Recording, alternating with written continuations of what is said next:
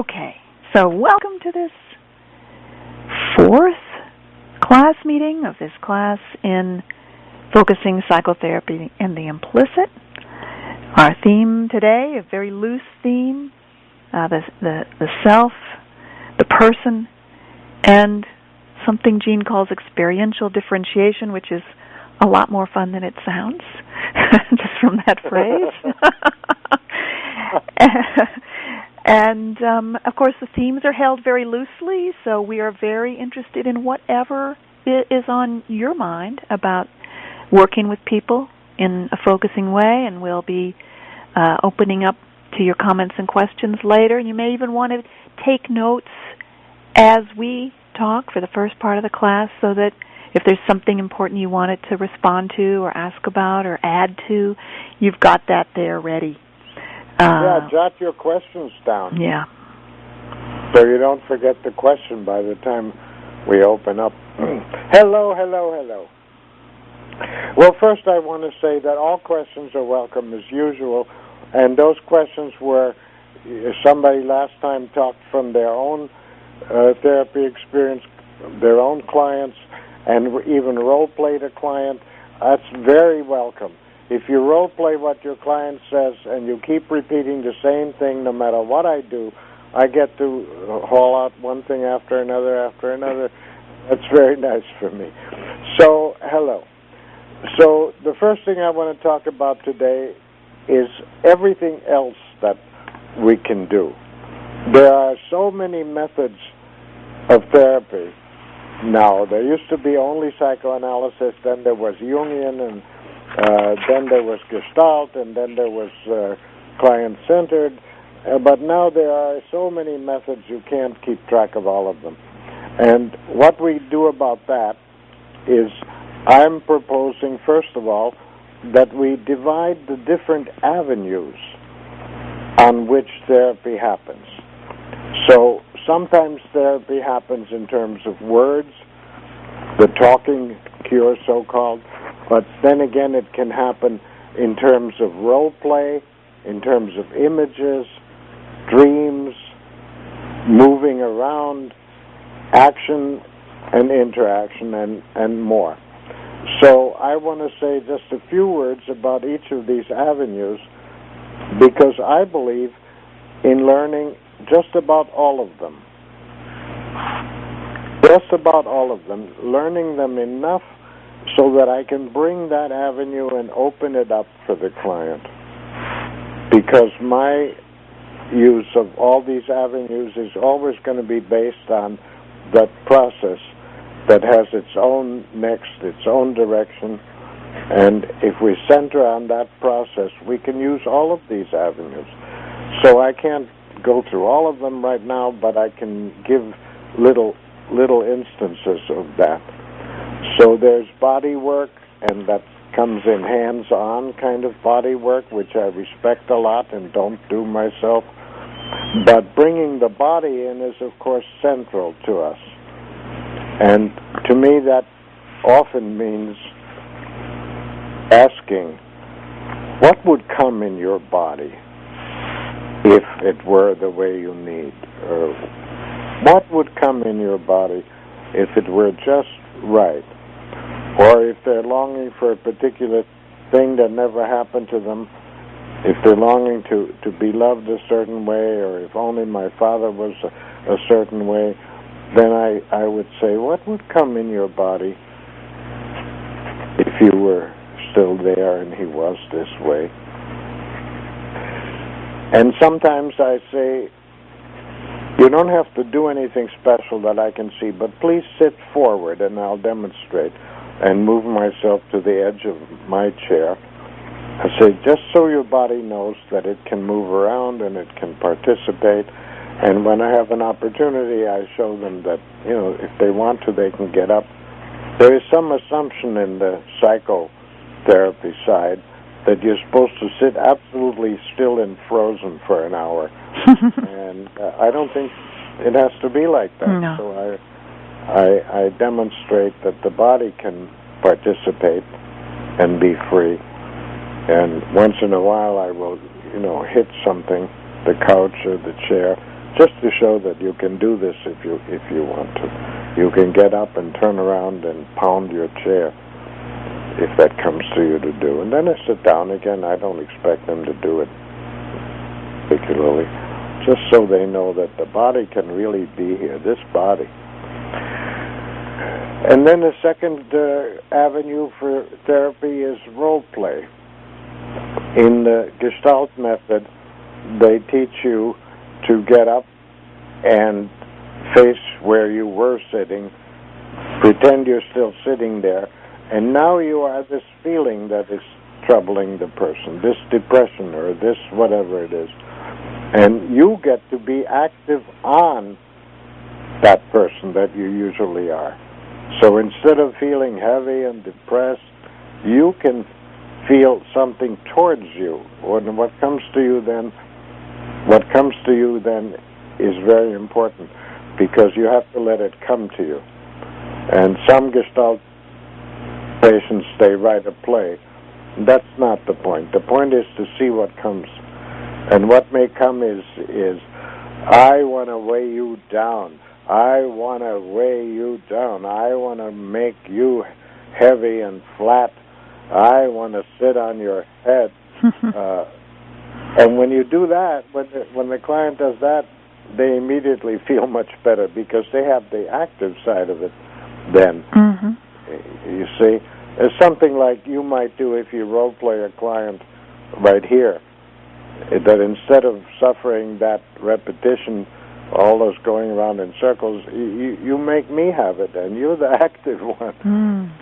So role-playing is an avenue, and dreams are an avenue. So if you're not getting anywhere with a client and they're not moving, you can ask them to bring you a dream. And if you want to know how, if they say, I never remember my dreams, I know how to fix it so they can remember that.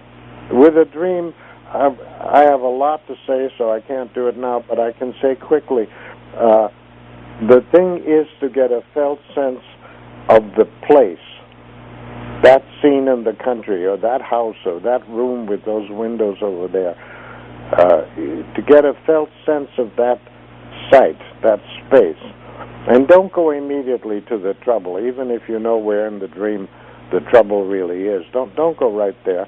Have them get a felt sense of anything in the dream, particularly the place, or that bed, or that chair, or that corner there. But once they get a felt sense from anything in the dream, then that felt sense can answer questions. Wherever did you see something that felt like that? And things come, and a process gets started, and the dream sort of continues. Because the dream is a process. The dream is not an ancient text. The dream is a process, and it can continue if they get a felt sense of anything in it, really. Then I want to mention imagery, because it's another whole avenue. Some people have it, some don't have it much. But if somebody has imagery, they have another whole avenue. And as a therapist, you want to be familiar with that as an avenue, rather than making a method out of only one thing, whatever it is. You want to be familiar with that avenue, because sometimes if someone is touching, for example, where their own inner, the little child that they were, or the one that went through all that hard time back then, and if it's a little child especially, I will say, can you see her? And about half the time, the client will say, yeah, she's hiding under the bed, or she's all rolled up in a ball, or whatever. And I will say, oh, she's all rolled up in a ball. Well, keep watching for a minute or two. And sure enough, she'll pick her head up. She'll look around. She'll do something. That whole avenue of imagery, you can be very familiar with. You don't have to learn another whole method of therapy over again. Gene, before you leave the imagery avenue, I have to remind you of something I just remembered. When I first met you 39 years ago, I thought I was a person who never had images. And you were talking to the group, and you said, some of you might think you never get images, but can you see the bed you slept in last night? Yeah, right. Do you remember that? Well, yeah, sure, I do it all the time. That's something you probably often say to people, and all of a sudden, I got it. That. Oh. Yeah. Yeah. Right there, everybody can have images. If you just image the bed, and then I say, now image going to the bathroom from that bed. Mm-hmm. Everybody can do that. And there you have an image space. Yeah. It makes it so much simpler. I guess I thought it was something complicated that I couldn't easily do. Focusing is like that, too. It's something that might be something we do, and we thought it was more complicated than that. Anyway, I just had to tell that story. Yeah, it's been very helpful. It's been very helpful. Yeah. These avenues are all different, and they have made a method of therapy out of the one avenue, and I'm very much against that. Don't make a method of therapy out of one avenue. Not focusing either. Don't make a method out of just focusing. Be conversant enough with all these avenues. And then people will say, well, how can we put these avenues together? And then I'll say, but they're already together in every person. Every person has imagery. Every person has a body. Every person can role play. Every person dreams 2 whole hours every night, even if you don't remember everything. And everybody acts in situations, and everybody interacts with other people. So these avenues are all already in each client. And all you have to do is know a little bit about how to open that avenue up, and then they will only come on those avenues where something comes for them, and that's fine. Nobody has to do all of these avenues in the office. All right, so another avenue I want to briefly mention is catharsis or discharge, because it can scare some therapists. If the client suddenly shouts or screams or acts out in some way that seems scary, often it is a discharge that feels really, really good inside of the client. You might be scared of it because you're getting those vibrations coming at you.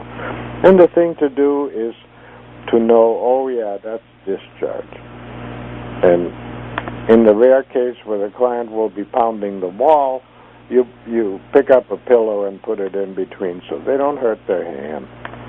Something about discharge should be familiar to people, that's all. I don't invite it, but if it comes, I sure don't want to be somebody. I have known clients who did that years ago with some scared therapists, and so the client ended up scared of themselves ever since. And then there are 2 really vital avenues still to talk about: action and interaction. Action steps are really important, and they can take only a couple of minutes in a otherwise regular psychotherapy session, where you say, well, what action could you take this week? And then the method that I learned from the Skinnerians, the method that I learned and then applied even more rigorously, is to make the action step that I'm talking about so small that it becomes laughable. So, for instance, it's an action step to get, if you never go out and never date, the first step of a dating program of action steps is to select a night, let's say Saturday night or something, and then get dressed.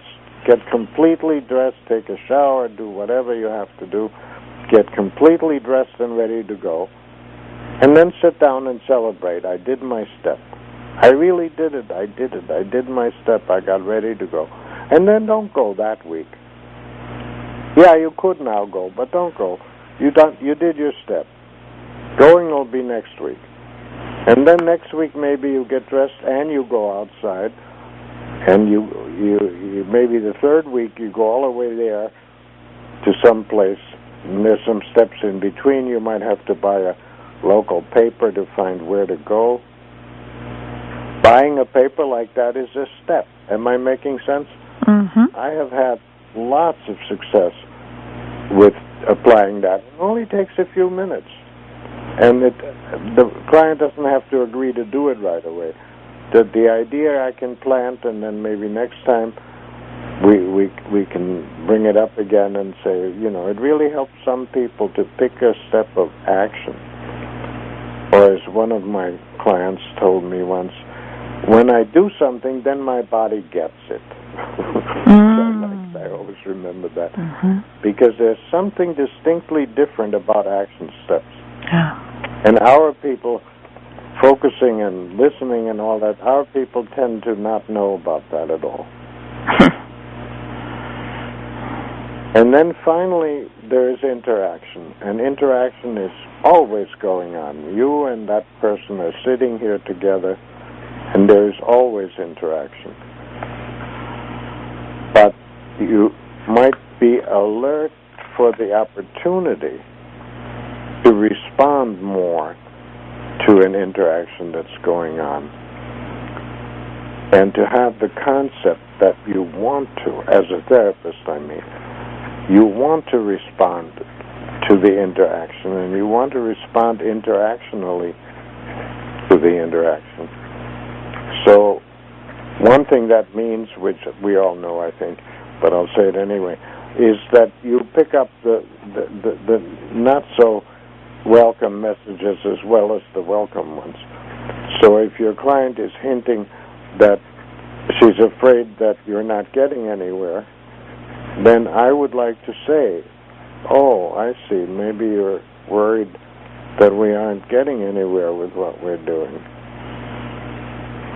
Then the person can be here again, in the present, in the room with me, if I can pick it up. If I have to avoid it, they are not here and I'm not here, and this thing is between us. So any time that something is between us, I have to try to pick it up. And I may not know what it is, but I'll refer to it. I'll say there's something here that I did wrong, or maybe I did it right, but it bothers you still. There's something. What is that? I don't know it all. If I know it all, I'll say there was something wrong with the way I said that. Or if I think my client would not like to hint that I'm doing something wrong, then I'll just say there was something wrong in the way that came out. Something like that. Any way to refer to it so it can be here. So I want to emphasize, we can come back to any of these things. I want to emphasize that all these different avenues, these different kinds of events where therapy goes on in role play, in imagery, in dreams, in discharge, in action steps, planning for the week, and in interaction between us, all of them are always available. They're part of every person.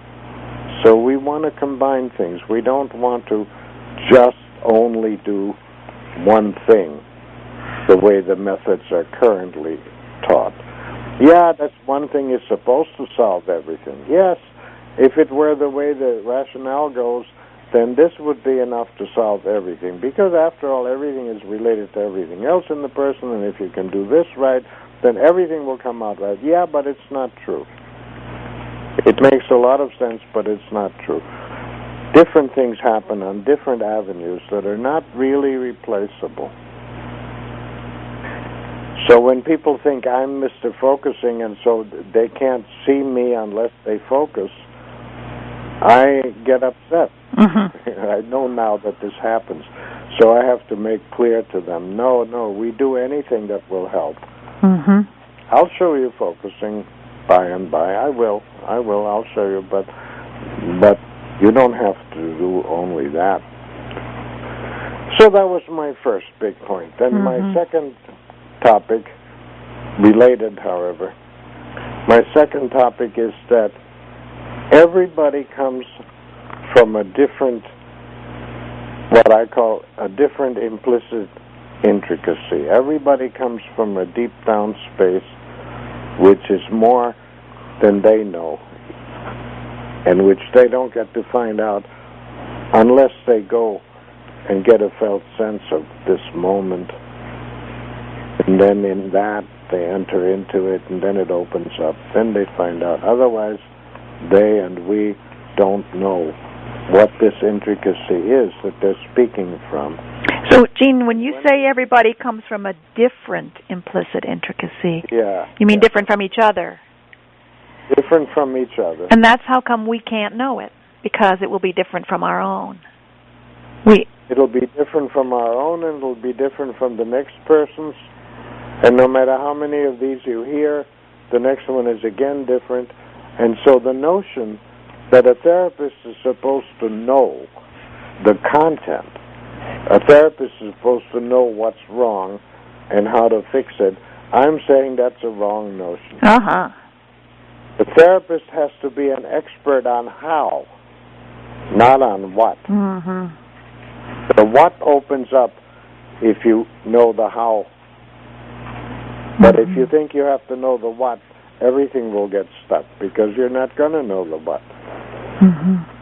The what emerges gradually, and it emerges from a felt sense. And sure, if you're trained in therapy and psychology and diagnostics, you always think you know, or at least I do. I always feel like, oh, I know.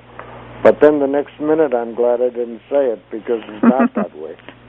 So even though you know you don't know, you still get into a place where you think you know. But well, I feel natural. I'm sort of used to that. Somebody in my head is enjoying figuring it all out because that's the way I am. But I always know that, no, you're not really going to figure it out. Do the next thing to let the process come. And then I'm happy I didn't say that. And then a few minutes later, I think, now I know. And then later, I'm happy I didn't say that either. Or if I say it, then I say it tentatively. I say, does it do anything if we say this and this?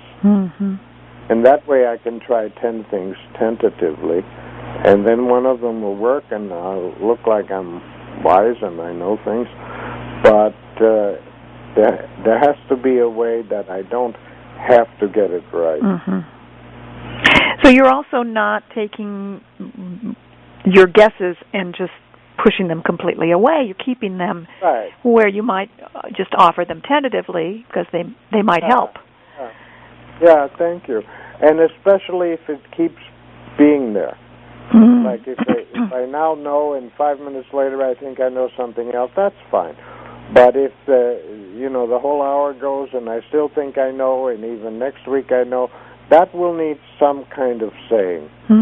But it will be tentative, and it will be an invitation to, what happens if we say this, or what do you feel in your body, or I know that this isn't right, but what would be right, like that? Something that indicates to the client that this is not what you think, and now they have to go home and say, my therapist thinks this and this. That we don't want. So an awareness of the power a therapist has to make people think. There's an authority figure kind of thing going on. Oh, God, yes. Thank you, Ann. That's something I've felt I suffered from just about all of my professional life, is these people, whether they were clients or whether they were friends, who would tell me about their therapist who obviously has less room for them and less understanding for them than their friends and me when they tell about it and themselves. To have a stupid therapist is a curse because you pay them and you think they're an authority and you suffer from everything that they say and you get stuck there, and all this is not therapy. All this is... My therapist told me so-and-so, and so I'm trying to make that make sense. Yeah, I'm trying to make that true because my therapist is my only help that I have, and I don't want to, throw my therapist away. So I have to try to see whether this thing that only hurts me and gets me all blocked up. So what you're... And what you're calling a stupid therapist is a therapist who isn't smart enough to know they don't know. Yeah, and not to do it that way. Yeah. To say, well, what would come if we try to say or something, or, a therapist, ideally, who would say, of course I don't know. Mm-hmm. I have a guess. You could try it out. Let's. Yeah, right. Let me help you Even sense if it's right or not. Strong. But yeah, that's right, something like that. So then I want to say, with that understanding, you're really listening for contact. Listening for contact. Yeah, you're not listening to get to the root of the trouble, which most therapists are trained to think to do. If you get to the root of the trouble, then what are you going to do, dear therapist? You won't know what to do anyhow. Don't let's get to the root of the trouble until until the process is really moving. Because without the process moving, we're not going to know what to do. So when you hear a dream, for example, I say, don't, if you're a sensitive person, you'll hear where in the dream the sore spot is. Don't go right there. That you could have done without the dream. Let the dream help you. Let there be a felt sense of this and that and that and that and that in the dream, especially positive things or beautiful things, so that the process opens up. And then you can touch that spot. Okay. So if we're listening for contact, that means we're listening for the person to be here, really. And that means the person's wanting, the person's engagement, the person's effort, the person's striving. That's why it's more important to get what the client is trying to convey than to get what, in some diagnostic way, she really feels. That we can see, that she can't see, which is what we were trained to be able to do, but which nobody can do anyway correctly. So I want to give an example. First of all, in the chapter 21, which Anne duplicated for us, I have an example that I like, where one client in focusing gets all freed up because, I don't have to try to feel that my wife dying is right anymore if it happens. That person had a kind of inner commitment that whatever happens has to feel okay. The way he had it, I believe, is that if God wills it, then it has to be right. And somehow he gave me enough respect so that when I said, it's wrong for a young person with young children to die, he was tremendously relieved, and he broke up and he cried, and I didn't even know what was going on until he explained to me that he was trying to make himself feel that it's right, which is an awful thing to have to do to yourself. But then some years later, I had another friend, again not a client, who came and told me that he was having real trouble with being afraid he would die soon because his friend died, and he's about 40 or less than that. Because his friend died, and ever since his friend died, he's been in terrible shape, being afraid that he would die too. And of course he knows that's not rational, but there it is. So we focused, and he found that he was afraid that dying is doing something wrong, that there's something wrong with dying. Not permissible. And that he had to avoid it. And so inside, he was holding his breath the whole time to not die. Because dying is something wrong. And of course, as soon as he found, I'm not afraid of death, I'm afraid of doing something wrong, then it all released right away. And there you are. So one person is freed by finding that dying is not wrong. The other one is freed by finding that dying is wrong when you're young. So my message here is that we are not going to know even what our own implicit intricacy really is that makes us act like this or feel like this. We're not going to know it without going there and getting a felt sense of it. Am I making sense? No, let me say it again. So, the guy whose young wife had cancer, when you said to him, it's wrong for a young person with young children to die, and then you saw a visible impact. He was sitting there taking deep breaths. He wasn't even able to speak for a while, so you really didn't know what was happening, but you already knew it was some kind of release, even then, even before he said anything. Yes. So his body is showing that somehow that was a step for him. Yes. So a couple things are interesting about that. And you could have been wrong. It might not have hit like that. And in that case, you would have just said something else. It would. Yeah. So that one interesting question is there a place that came from in you, like from your own body, from your own contact with him? That's how I felt hearing it. Yeah. But I've said it to a lot of people, and it hasn't made a big difference. Okay. So it's not something that's absolutely reliable, that if you say how you feel from that contactful place, that it'll have that big of an impact. On the other hand, and you're pointing to the fact that I will speak from how I really feel. Yeah. And that's surely a good thing. Even if you're bringing that to attention, because I want the opportunity to speak from how I really feel, so that I can be felt, so that that's part of the contact. Yeah. I mean, if I only say a social, I'm sorry to hear it, that isn't anything. I want to come from me and say, oh, that's awful, a young person shouldn't die. Yeah. I don't know how to... I'm glad you're pointing that. I don't think I'm saying it very well. Well, so I think that's a piece of what you're saying here, you're not asking of yourself as a therapist to sit there like some kind of perfect mirror who's only showing the client themselves. You are there fully as a person, too. Yeah. It's not the same as...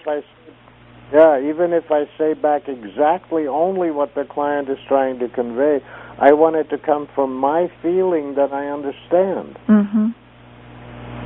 I don't want to be a word machine and say the words back. I want to wait a moment and say to myself, which is to say to myself, do you understand this? Do you feel this? And usually I just have to say, and it says, oh, yeah. And then I speak. So even when the words that come out of your mouth are, if you see them in a transcript, they'd be what the client said, they aren't just that.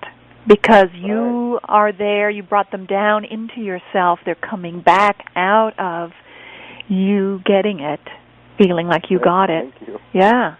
Yeah. I think that is part of what really matters. All right. I like how you summarized it. So then we've got this other person, a friend, in this case, but friend interactions can be therapeutic too, who said, who somehow communicated that tenseness around another friend's death, and what brought a breath for him was, dying is permissible. So again, you describe it's not wrong. Well, because the body is very alerted to something wrong. Yeah. Very often we get alerted, we know something is wrong. We don't know what, but something wrong is meaningful in the body. And he had it that he could die and that would be wrong. Yeah. It's not something not allowed. Right. And that brought his breath, the deeper breath, the breath of relief, the breath of release. Yes. And you there with him. taking in that was there. That was it for him. So I'm just, so I think... So I'm saying that just discussing the nature of death by itself does not do this unless you're aware that, yeah, we're talking about death in general, but this person is coming from their implicit intricacy. And whatever they may say about death in general, their real place is that intricacy that we haven't opened. Yeah.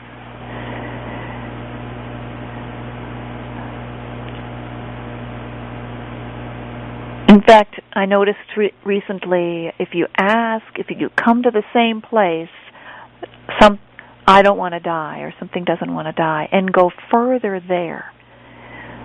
If you don't stop and say, well, of course, nobody would want to die, but if you pause and go further there, we could even, everybody will come up with something different. Exactly. That's a spot. Yeah. To get the intricacy, you make it a spot, even though it might be something that everybody would agree with. Mm-hmm. There are very few things that everybody would agree with. But, yeah, we have those too. Mm-hmm. So we would all agree. But there it is. If it's a spot, then we can say, oh, there is this place where you really, really don't want to die, or whatever the person said. Mm-hmm. That's a place. Stay there for a minute. Stay with that for a minute. Mm-hmm. Yeah. Yeah, maybe people are trying that in the class right now. I hope so, and I want to hear from you. Would it be? Yeah. I want to say in summary, last time I said 4 things. I said that you can't control having a felt sense, but you can invite it by picking a spot. Yeah. A spot is on the road to a felt sense. It's where a felt sense could come. Mm-hmm. It's like, oh, if I stay with this a little, a felt sense could come. Mm-hmm. Then I made a big point about how the body is really how we live. The body is really how we handle our situations. The body is really how we handle every interaction. And so we show more of ourselves through the body. The other person can see more of us than we chose to show, more than we know we're showing.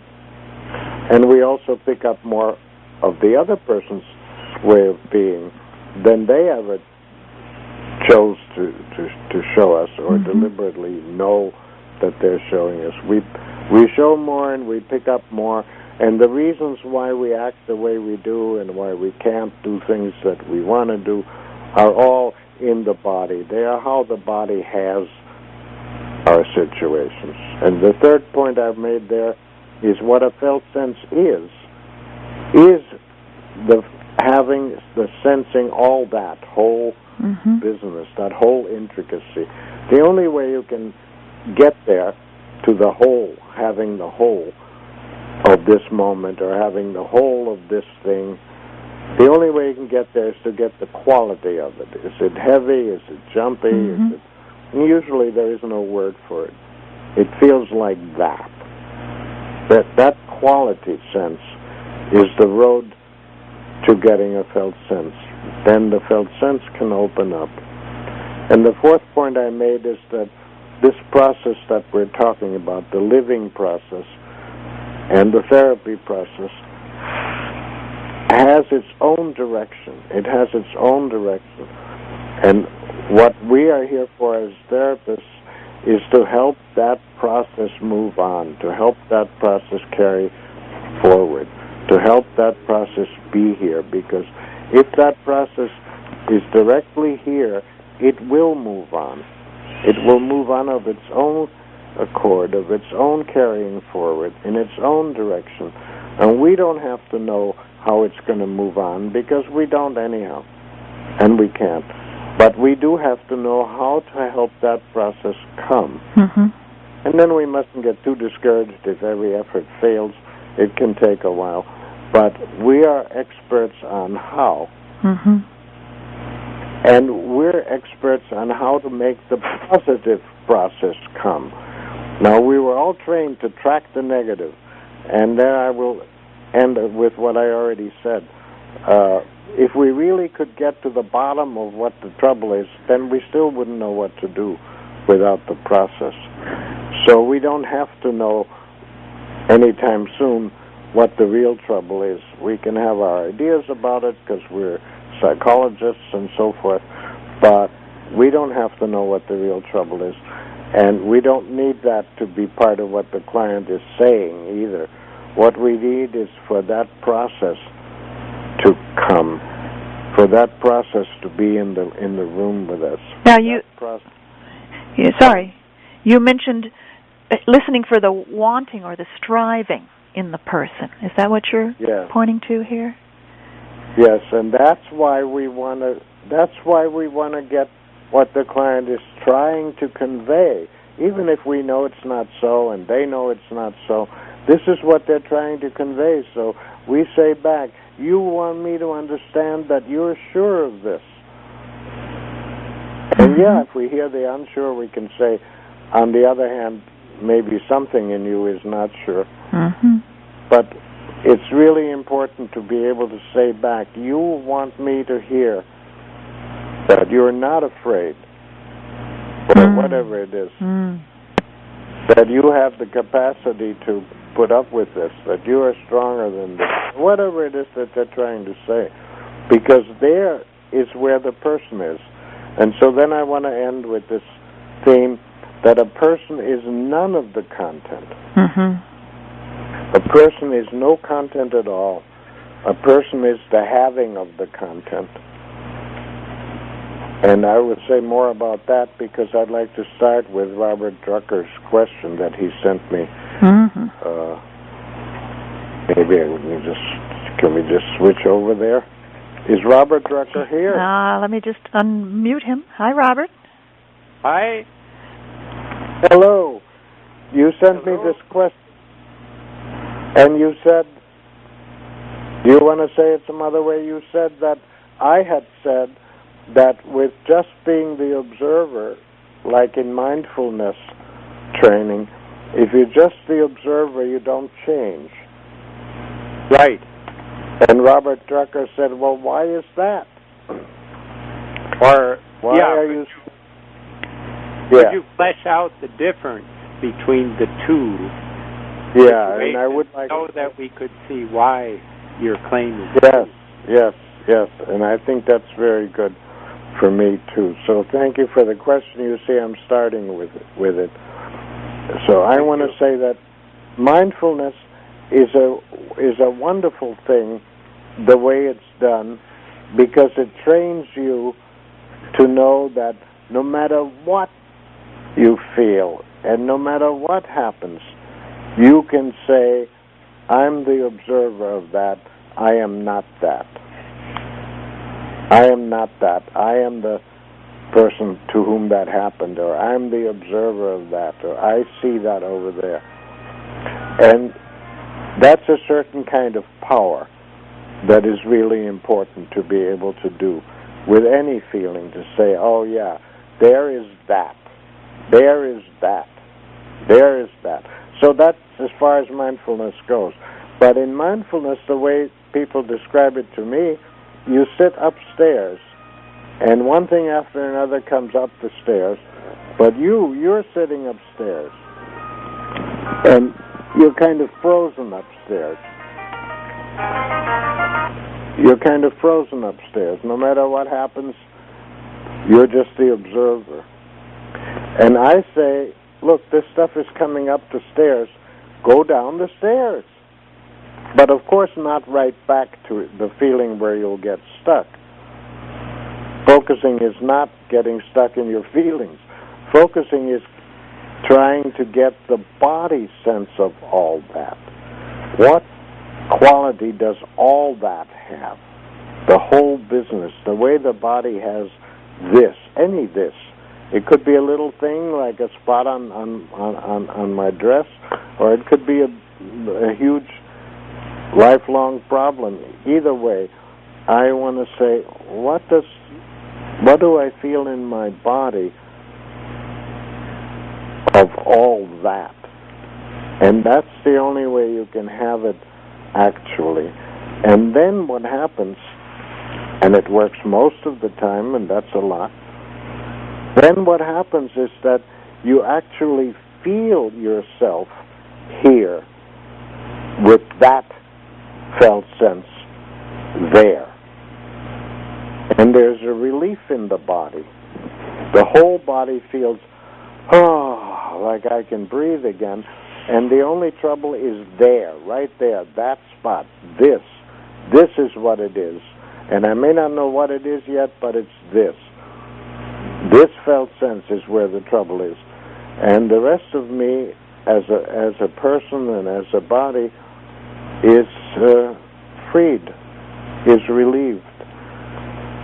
And that is where you really can detach instead of only detaching as this frozen observer upstairs. Did I make any sense, Sir Robert?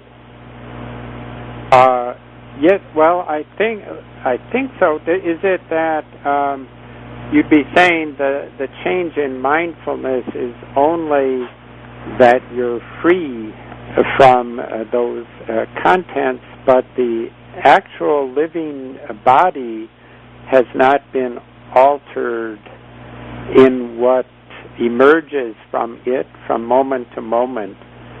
Yes, the way it would if you had focused on the felt sense and allowed it to change. Yeah, exactly. It doesn't change by itself. If you're just the observer, you get strong in a certain sense, but it doesn't change how the body has the whole situation.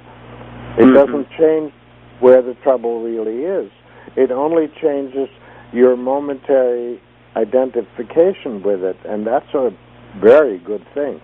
But all the same, if you go downstairs and feel the body sense, how the body has this, you will also disidentify with it. You will also find yourself saying, oh, it's that.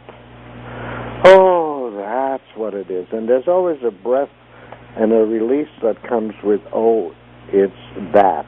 Even if you don't yet know what that is at all, just that's what it is, that quality, that spot. Okay. And that's the change. There, your body has a change. And maybe that's what I really have to emphasize is once you have the felt sense, it carries forward. It moves. It goes to a next step. It has its own direction, its own implying. It will produce a next step. In the example that we were using there, it's not only, oh, it isn't something wrong, or, oh, I don't have to convince myself that it's right. Further steps come from the felt sense. The felt sense is the way that the body wants to change. And, oh, now I have to say more. Yes, please do. The way the body wants to change is already how your life process got stopped. Our troubles are not just something that is. Our troubles are the life process being stopped. Very often when we're very young. Gene, you just muted yourself. Please press 6 again. I'll unmute you. Hello, Gene. You were. I mute myself? Yes, don't press number 6. So you said our troubles are the life process being stopped. Yes. There's something positive being stopped. They're not something that simply exists as a negativity. And it wants to complete itself. So as soon as you get the sense of the whole, then it wants to go on. I'm going to give some examples of this, I think. Please, this is exciting. But we're too far into the time, so I'd rather save it. Maybe I can tell it. Can we take up on this next week then? Like that. Yeah, okay. Let's have the... Okay. So we thank you, Robert, and we're turning to the group and inviting anyone to ask anything. And would you press your number 1 key when you feel ready to ask something? I see a number 1 key being pressed. Let me find out who that is. It's Gail. Go right ahead, Gail. Hi, Anne. Hi, Gene. Gail. Hello. My question is, if there's implicit intricacy, how can there also be diagnoses? It's something about a diagnosis seems like it's in contrast to there being implicit intricacy. Yes, that's right. Yes, that's right. That's right. Well, if we weren't interested, as we are, to have the process itself here and to have the process itself move, if we were studying something in nature, then a diagnosis is like a stepping stone. It will very often increase your understanding so that you understand a lot more. And then you still have to be smart enough to take your understanding as a felt sense so that it can move further. Because if you get stuck with any concept, then you're going to be largely wrong in ways that you don't want to be wrong. But if you take your concept or your diagnosis or your guess as a stepping stone, and you imagine crossing a little brook, and so you walk across the stones that stick out. You know, I used to have one here like that. Then with your diagnosis or with your concept or with your understanding, you're halfway across this little river. But you have to know that you can't just stay there. Does that make sense? Yes. So it's a step. You take it to the felt sense. So then if the diagnosis...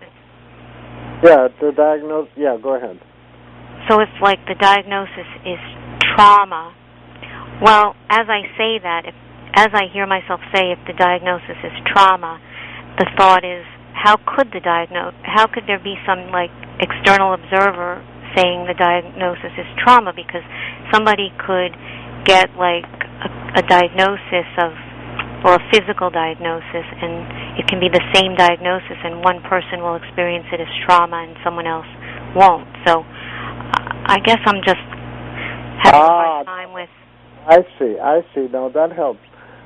No, it can really be trauma, but the really be is an intricacy. It isn't just trauma, as if trauma were a single fact by itself that's always the same thing. It will be trauma plus what happened to you, plus how it was, plus who it was. For one person, the worst part of it is the abuse, and for another person, the worst part of it is that they didn't care for me, and for another person, it's something else, because it's always an intricacy and not just whatever the diagnosis is. So whatever it is, this is depression. Then people talk about my depression as if it were a universal concept. You see what I mean? It's a universal concept, but up to a point it will work, and then we have to hear from this depression, or this trauma, or this person, the way this person has it, with 100 other things that happened into it. So it's trauma or depression plus whatever it is. And yes, that's the intricacy. And that frees it up from the sort of, typically the Freudian kind of diagnosis leaves you stuck. There is no way. So then you end up saying, well, therapy doesn't work with trauma. Goodbye. I mean, we don't accept that anymore because we have largely overcome those impossible things. And that's one understanding about how come we can overcome them. If they were just purely the concept of the diagnosis, then we wouldn't be able to. Freud would have been right. Fortunately, he was wrong about so many things that the things we still don't know what to do with, they will give too. They will open too. We just don't know how yet. I still feel a little... I still don't understand how I'm not getting how the first part, the diagnosis, it seems like the only thing, I'm trying to get, what does the diagnosis help? Okay, it gets you to the specialist who specializes in that. Well, may I say a little right here? So, diagnosis gives you some general ideas, right? So, bipolar disorder. Oh, if this turns out to be bipolar disorder, then you might want to check on whether this person knows about not shopping late at night on the internet, and whether they have a certain kind of support in their life to not do that. So you can ask about it. It gives you a reason to ask about certain things. We're not trying to do away with all diagnoses. Like any kind of category or concept, they help. But then you need to go from there into asking, what is it for just this person? Yeah. In other words, the very word diagnosis scale doesn't mean anymore what it used to mean. So when you say, how does a diagnosis help me, I would say it doesn't. Right. It only helps if you take it as a kind of stepping stone into thinking about it. Then it helps. It seems like the implicit intricacy going downstairs is where you have to go anyway, no matter what. Yes. Why I'm saying, well, what's the point of... Yes. But well, I see what you're saying. I see that there is a point, but it's the implicit intricacy is where you have to... It protects you a little to have that concept. I wouldn't want to practice without all those concepts, because to me, if I think of trauma, oh, this person's probably got one of those trauma things early on, then right away I would be less insistent on going downstairs. I would want the person to get stronger and stronger for a while. So when I have somebody like that, I'm very content with them getting stronger and stronger. And I know we'll have to go downstairs, but we don't have to do that too early. And then it turns out they don't have trauma, so I'm glad. Does that make sense? Yes, that makes sense. The concepts and the diagnoses are helpful, and we don't have to not go downstairs. Exactly. I would just, the concepts are helpful, both what you and Ann said. I heard that. Yes. Okay, thank you. And I think all concepts are like that, not only in therapy, but all the other concepts are like that. Oh, the nature of the universe is like this. Well, it's never going to be just only like this, but it may help you to have a concept. Okay. Next Let's see. Jenny Carter, go ahead. Was that Ginny? I think. Jenny, it's you. Hi. Okay, I am. Hi, Jean. I was a little confused early on about where we were in the class, and so I had a comment that I wanted to make, and I'm not sure I'll make next week's class, so I'm going to go ahead and make my comment. Make it. Anything is welcome. Okay, good.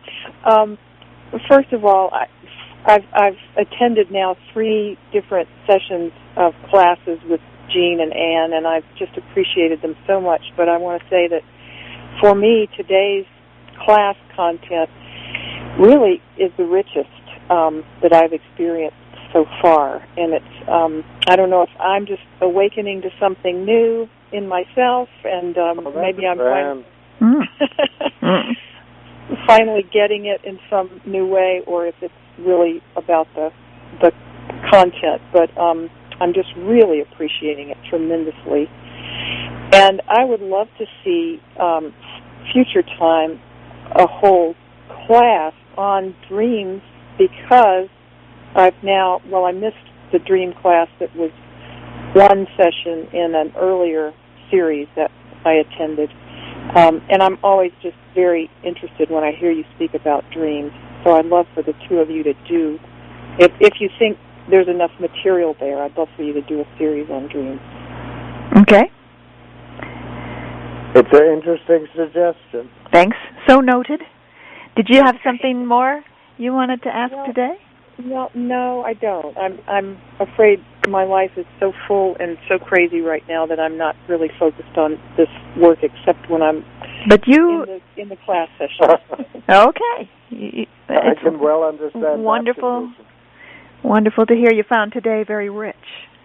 Those recordings of those earliest right. classes will be available soon. That's true. Oh, good. I'm so glad to hear that. That's true.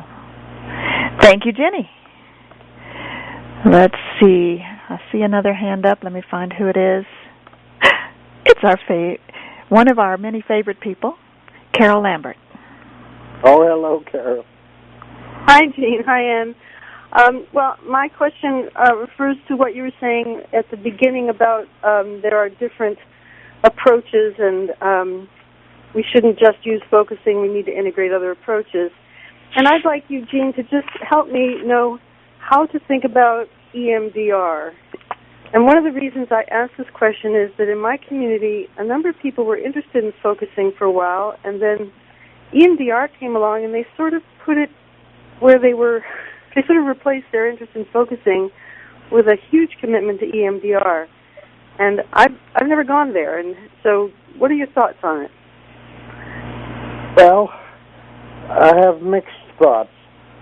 So if somebody uses it, I would be interested in them feeling the whole thing of some problem afterwards, so we can hear whether it helped or it didn't. I would treat a method like EMDR. I have tried it extensively, and it did have effects, but it had some effects that I didn't like and some effects that I did like, so then I stopped using it myself. Are you saying you tried it as a client, Gene? Yeah. Uh-huh. Well, I didn't just try it. I went to 2 of their workshops. I wanted to really learn exactly how they do this. Mm-hmm. And they're very specific in how to do it and so forth. But I don't have an answer to Carol's question. I would just say I respect anything that somebody is all involved in doing for the reasons I said, because they're there. They're doing this. And the only thing I would add to it is on something still current, come down and see where it's at now afterwards. I mean, we can say the same thing about EMDR that we say about anything, which is it'll be even better if you combine it with focusing, if you combine it with coming down and sensing the whole of it afterwards. Yes. And I know there are people combining both, right? I do know that a whole bunch of trainers in EMDR are using focusing. Mm-hmm. This combination is being combined all over the place. And you are friends with Francine Shapiro, the woman who developed EMDR. Yeah, absolutely. And so Francine she likes focusing. She recommends focusing to her trainees. Yes. Mm-hmm. Yes. So thank you, Anne. That combination is very much alive. Mm-hmm. So the mystery of why people would leave focusing because they're excited about EMDR is one, that's maybe our failure to communicate clearly enough how combinable focusing is, that you don't have to leave it, that you can take on something new and still do it. I'll jump in here and just say, Carol, yes, that one person said to me she preferred to use EMDR, particularly in certain cases, because she saw immediate improvement, and it was more immediate than she found with focusing, and there was something in me that said, well, but is it based on something solid? Mm-hmm. Can it really be sustained? And I admit that I haven't tried it myself. I've just been sort of standing back from it, thinking.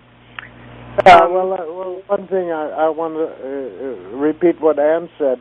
A combination is always better than playing one thing against the other. Mm-hmm. Uh-huh. You feel like you're invested in focusing, so then if somebody says, never mind, this works faster, then you feel a certain way of wanting to defend what you know. But combining is better. So my reaction to that person is, oh, good if it works for you. Oh, that's good if it works for you. And then I have left my, and you could say that to some people, but not as long as you're defending, focusing against. I wouldn't want to stay there very long. Yeah. People are forever using one thing against the other. And that way we lose no matter which way we come out. Obviously, EMDR helps some people. Yeah. So we don't want to lose it. We want to learn eventually how to tell the difference when it works good and when it doesn't. The EMDR it's very people... helpful. Yeah. Go ahead. What'd you say, Carol? I'm sorry. I'm just saying it's very helpful to hear you speak about it in that way, because I felt like there was a tendency for people to hold one against the other, or hold EMDR against both. Yeah, well, we don't have to join that. They all do that. Yeah. They take the two things, and they're so convinced that one thing only must help that they think they have to choose between the two things. Yeah. One client once said to me, they're always trying you out on just bread or just water, and so they'd never find out that bread and water will keep you alive. Yeah.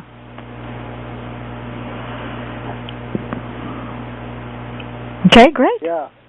What? I do want to say the MDR people themselves know about negative effects of it, and they teach you how to recognize those. So that's been going on, and I haven't been there for 5 or 6 years, so they're probably further advanced even than that. How to tell when you don't want it. Yeah. Okay. Well, and that makes me think about what you said earlier. There are some people that when you first sit down with them, you realize they need to get stronger before they can go downstairs. And I think that's us knowing that if we push focusing on somebody, we can have a negative effect also. You don't want to push anything on anybody. Never push. Never push. Say, I have this here, and maybe it could be useful to you or something. Never push. When you push, you're pushing an implicit intricacy that you don't know and they don't know. So you don't know what you're pushing away. Thank you for saying that last thing. That speaks for me very well. That's great. Thank you. Thank you, Carol. Good. Let's see. Now we have Mary Howard. Mary, go ahead. Hi, Ian. Hi, Jean. I was just going to comment. I think you've already answered the question. I was trained in EMDR years ago before focusing, and I eventually used the both. Used the EMDR as sort of a way in, and then the focusing. And as I learned more about focusing, thanks to Ann, I haven't used EMDR in years. The focusing for me, it's also, I think it suits me better as a clinician, and it works beautifully in combination with other therapies as well. But I found it too intrusive, and I think that's what you were speaking to possibly, Jean, that there were negative effects. You found EMDR too intrusive? I found it was too abrupt and too intrusive, and there was a lot of legwork, a lot of working with resourcing with people. I think that also speaks to understanding diagnoses with people, where you need to know where their ego strengths are, where their difficulties are, if there's dissociation, so that you can teach them self-regulation, you can teach them resourcing, you can teach them mindfulness, and help them stay grounded. And I find that works so much better with focusing. And it's so much more gentle, and it feels that, as you say, the body knows. The body doesn't lie. Well, the body, with focusing, seems to have, there's so much more of a gentle awareness and control that the client seems to have. And in that, the other thing, too, is it's the interactional space. There's so much more of that consciousness with, I find, with focusing with a client than EMDR. Yeah, thank you. and I agree with everything except that you're in some sense still pitting one against the other, which is your experience. So yes. that's understandable. For you, they came like that. But I would like not to have agreed that you have to decide one or the other. I agree with you there, Gene. I'm saying for me, that was my evolution. Some people use it, and I've left it years ago. It's nice to hear that they have forwarded it with the difficulties. Yeah. But it wasn't my style. If we hear about anything that helps some people, really, then we don't want to discard it. We want to say, well, it helps some people, and it has negative effects too, so we need to learn how to distinguish, which you're saying.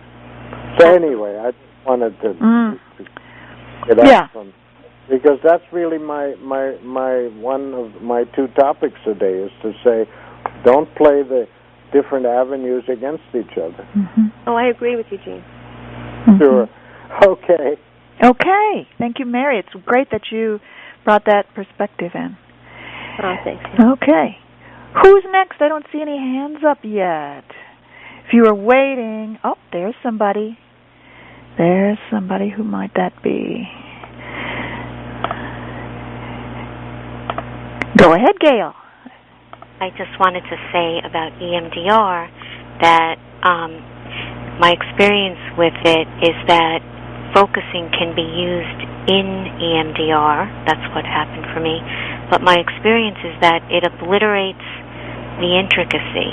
It obliterates the felt sense of the experience. That's what I wanted to say that. And I think if there's a negative effect, one could say that there's no movement in the process. It's like something happened, but it's almost like it's not there. It's very interesting. Yeah, thank you, Gail. Again, I would say let's take that as a possible thing that might happen to watch out for. Mm-hmm. Okay. Let's not take it as losing that avenue. Yeah, it helps and many I know people. You didn't mean it that way. Yeah. Okay. Great. So what about avenues? Let's hear from Jeffrey Morrison. Hello, Ann and Jean. Hello. I just wanted to ask about dreams. So often a dream will come up from a client somewhere, in the middle of the session. We don't have a lot of time to work on it.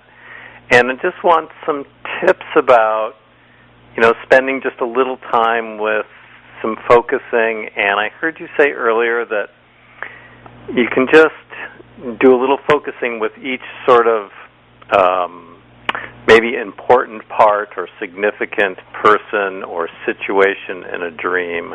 And I just wanted to hear a little more about that so that we can spend a few minutes and get something. We may not have a lot of time to do everything. Sure. The thing about getting a felt sense of anything in the dream is that then it can answer questions. Whereas if I just ask somebody who told me a dream, what does that place in the country remind you of? Or what does that room remind you of? Or what does that bed, or where were you ever on a bed like that? They will say, no, nothing, reminds me of nothing, nothing comes, never, no, it's not familiar. But if I have them get a felt sense of that bed first, how does that feel like, that bed, and where that bed is standing, and what comes in your body? And just put that picture from the dream in front of you like it was in a frame. And just put it in front of you and say, now what comes in my body for that bed? Then if something comes, and it won't have words, it'll just be a felt sense. Then we can say, where have I ever experienced a bed like that before? And then things come. Oh, that's like the bed I used to sit on when my parents fought.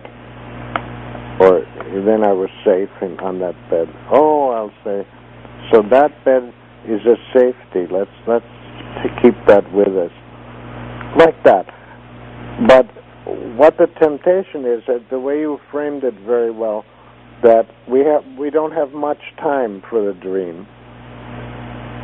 If we don't have much time, I would take either the place or some object in the dream that's innocent. I would not take the most important part of the dream, because then we will get to the sore spot and we won't have any help from the dream. Whereas if we let the more innocent-looking parts of the dream become a felt sense, and then that felt sense opens up, it brings what the dream brings us. And I claim that every dream brings us help with the sore place. So don't go right to the sore place. Let the dream bring you something. And if you don't have much time, one thing would be the place. Then, of course, if you have more time, there's, of course, also the characters in the dream. And then role-playing one of the characters is probably the strongest way to get something. But the client would have to be sort of familiar, at least, with role-playing.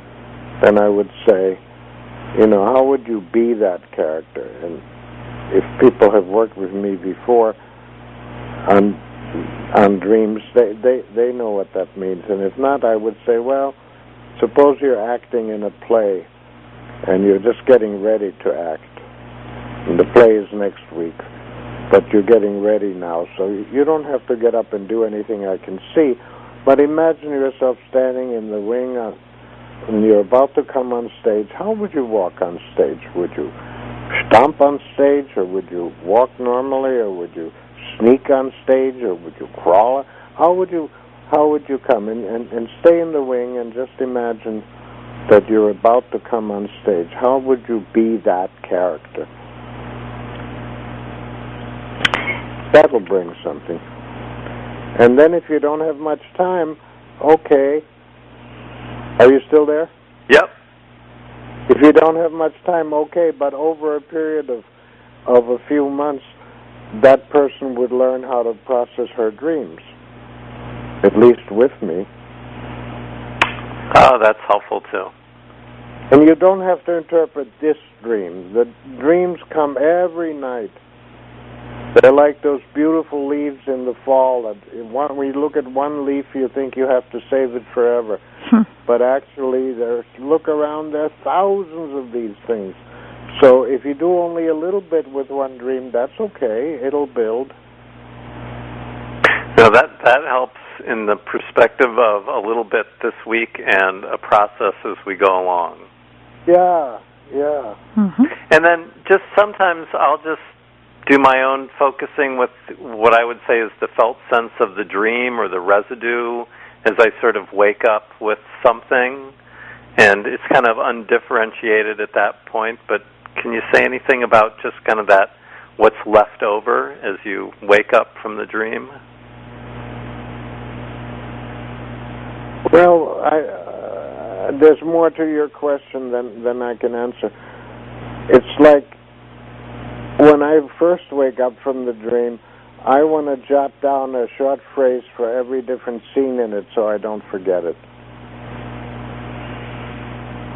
And then I will do what I said earlier, and I will take some object or some place first, because I don't want to focus only on the feeling of the whole dream. Okay. That too, but not only. Okay? That's helpful. Thank you. So often the feeling of the whole dream is not the point at all. Oh. Very often. Mm-hmm. Tricky stuff. Mm-hmm. Yeah, tricky stuff. Mm-hmm. Thank you, Jeffrey. Thank you. We'll go on. Thank you. So the next hand that I see up is Steve Shawley. Hi, guys. Hello. So I'm interested in touch and the hands, and the idea that the hands are listeners. And in the bodywork focusing interest group, over the years we've experimented with that. And one thing that has been very useful has been the idea of one person standing or sitting behind the focuser and putting their hands on the shoulders of the focuser. Oh, that's interesting, yes. The focuser is sharing with the listener. So there's hand listening and there's word listening going on. And when you put your hands on the person's shoulders, you are being in your hands? You're being in your hands, right? Yes. Okay. That makes sense. I would have a question to that group, which is, what happens when you invite the person to focus while you have your hands on? But well, they are focused. I didn't understand what you said as a question. It's just, are you just saying, what do I think about this, or do I understand this? It was more of a comment than a question. Because it seems to me that you know a lot more about this than I would, but it certainly sounds promising and right to me if you can listen with your hands to do that.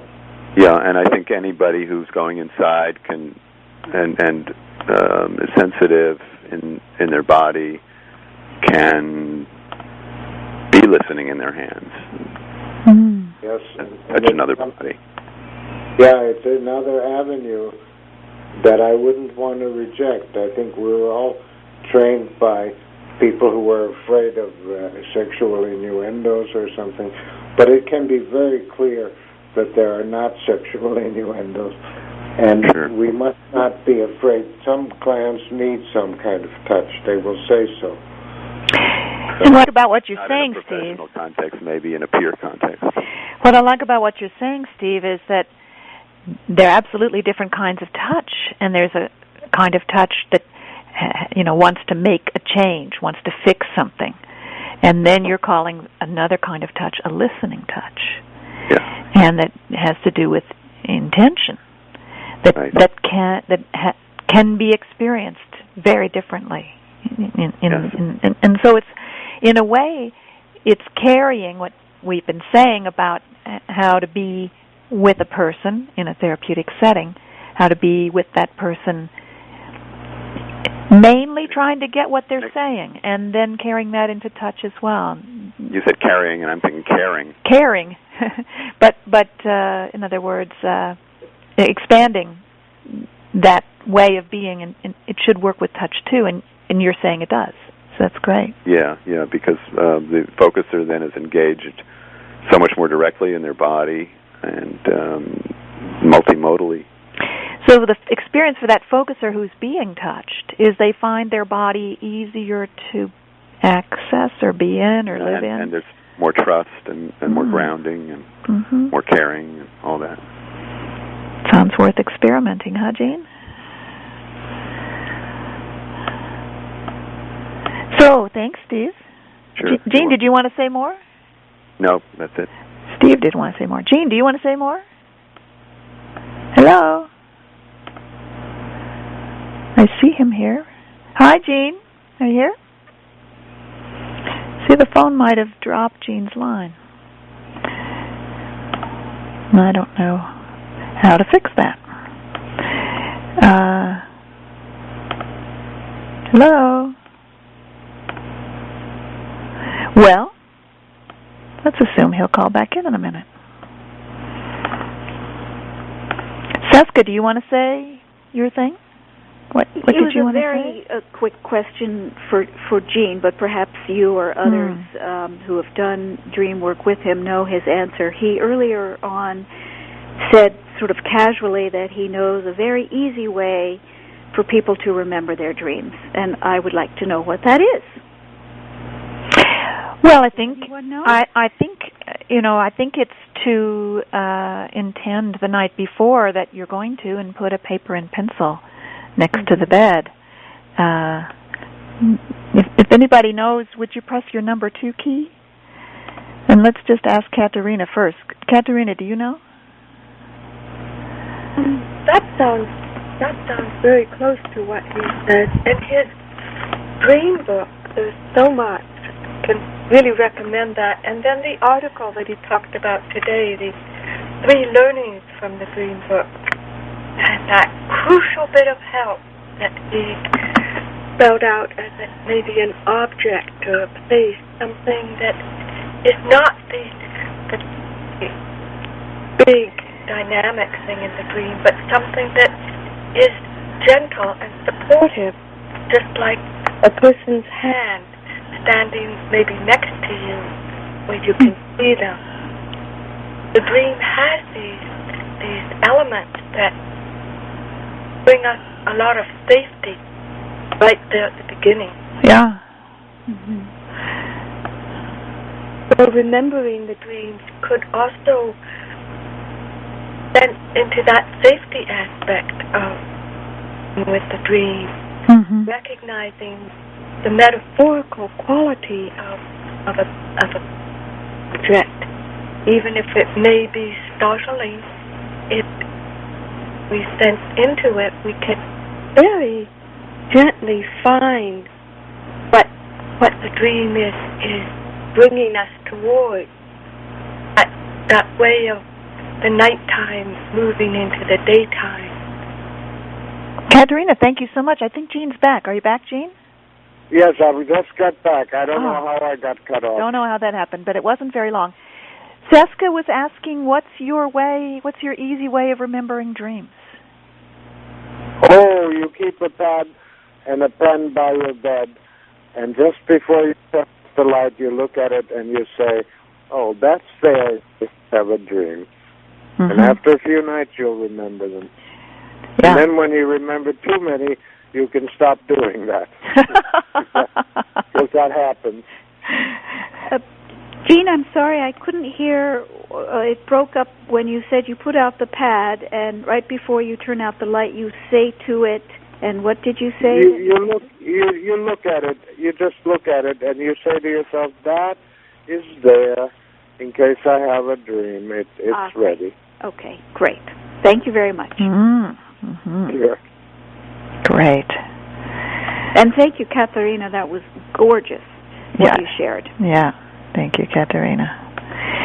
Donna Varno, do you want to say something? Yeah. Yes. Hello, both of you. Hello. Hi, Jean. My question is, in your philosophy, if there is an end that you're heading towards in the living forward, if there's also a description or a sense of an end, like in Christianity it might be a Christ nature, or in Buddhism a Buddhist nature, or your true self.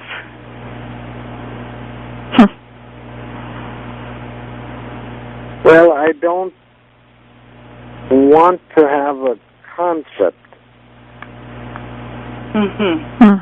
Because this process that I know keeps on going.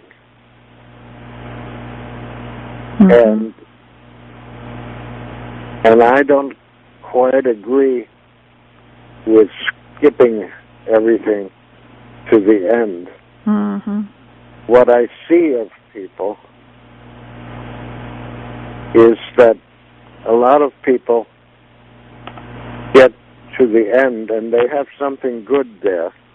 They have a kind of spaciousness there. They have something good there. But they skip everything and they get there. And actually they only bring about 10% of themselves with them to that place. So I find that it's better to, you cited Buddhism, there's a famous teacher that says we're always beginners.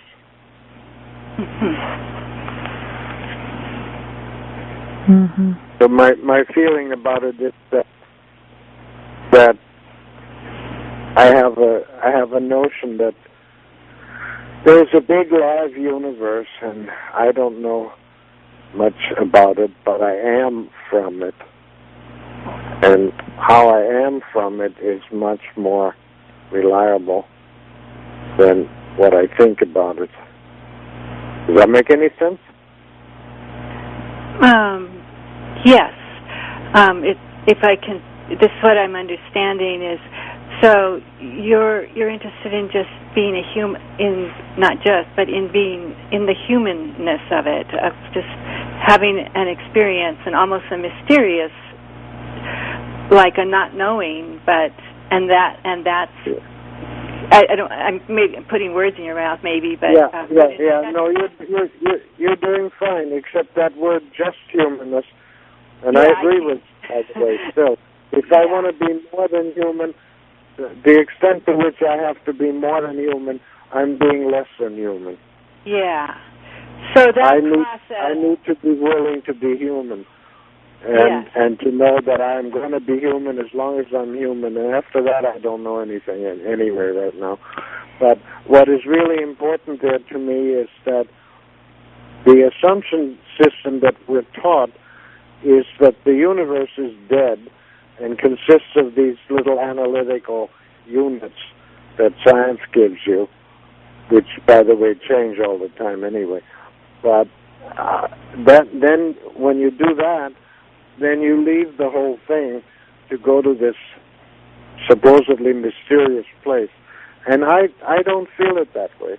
I feel that we are from the universe, and what we are, and whatever that is, whatever the hell that is, and I put in the hell because I don't want to be sort of artificially reverent about it. I want to say, whatever it is. But my being here now, me and you, in this moment, they're from that. They're from that, and what I have here of it, I really have here, and I can think with that. I can think with how it's alive and how I'm alive, and that is real. And what I think is, like we said earlier, is a concept and a stepping stone, and I appreciate every little bit of insight I can get, but at the same time, I mustn't think that I can be at the end. Yeah. Be a what? Be at the end. I mustn't think I can be at the end. Okay. Yeah.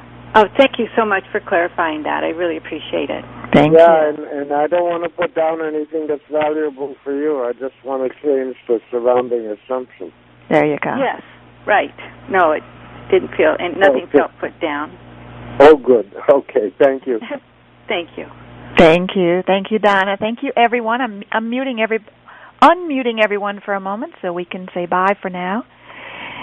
Thank you. Thank you so much. Thank you and goodbye. Yes, and remember... Thank you. Oops, I still need to say something. Remember, we're not meeting next week. It's in 2 weeks.